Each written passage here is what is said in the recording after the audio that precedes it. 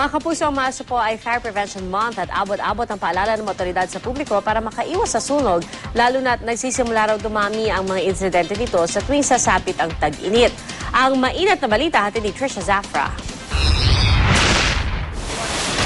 Ngayong unang araw ng Marso, muli na naman tayong binobombahan ng paalala ng Bureau of Fire Protection para iwasan ang sunog. Tuwing buwan ng Marso, nagsisimulang tumaas ang mga insidente ng sunog dahil sa init ng panahon, ayon sa Bureau of Fire Protection.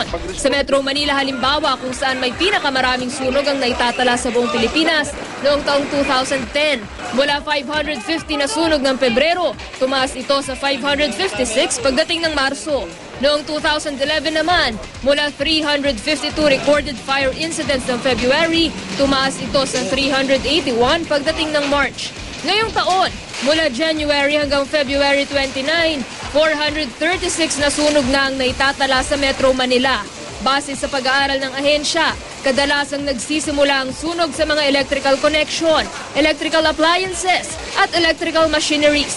Sa kick-off ceremony ng BFP ngayong umaga sa Quezon City, sa 46th observance ng Fire Prevention Month, pinaalalahanan ng publiko ng ilang safety tips tulad ng ugaling i-check at ipaayos ang mga electrical installations o mga sirang saksakan o kawad ng kuryente. Huwag mag-overload o magsaksak ng maraming appliances sa saksakan ng kuryente. Kung sira ang fuse, huwag itong papalitan ng alambre o ng anumang metal na bagay. Huwag ding magtapo ng upos ng sigarilyo kung saan-saan. Ilayo ang gasera o kandila sa mga kurtina. At sauluhin ang emergency hotline na 117. Mananatili raw alerto at nasa kondisyon ang ating mga bumbero ngayong panahong ito. Pero sana raw, hindi lang tayo tuwing buwan ng Marso maging maingat laban sa sunog, kundi gawin daw natin sana itong bahagi ng araw-araw nating pamumuhay. Trisha Zafra, GMA News.